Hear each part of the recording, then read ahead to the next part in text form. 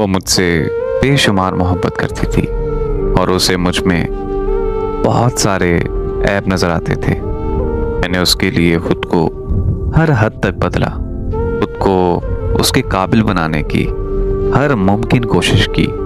और फिर कई सालों की कोशिशों के बाद जब मैं खुद को इस काबिल समझने लगा कि वो मुझसे दूर होने के लिए तरह तरह के बहाने बनाने लगी, मुझे साफ समझ आने लगा था कि अब वो मुझे छोड़ने की कोशिशों में है।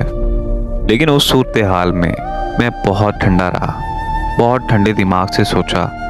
मैंने किसी किस्म का भी कोई जल्दबाजी का फैसला नहीं लिया। मैंने तब भी हर मुमकिन कोशिश की कि वो मुझे छोड़ कर ना जाए।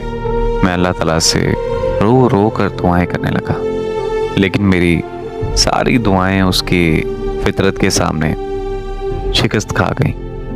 और एक दिन उसने मुझे बिना कुछ बताए छोड़ दिया।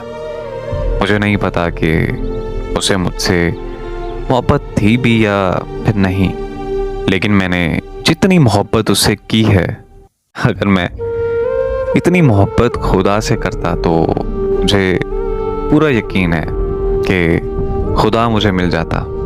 मेरी एक बात हमेशा याद रखना कि कभी किसी से मोहब्बत की भीख मत मांगना, और इस दुनिया में कोई किसी का अपना नहीं है। मुझे एक बात समझ में आ गई है कि पूरी दुनिया में 1% लोग होंगे जो आपके साथ मुखलिस होकर रहना चाहेंगे, और ऐसे लोग भी काफ़ी नसीबों से मिलते हैं।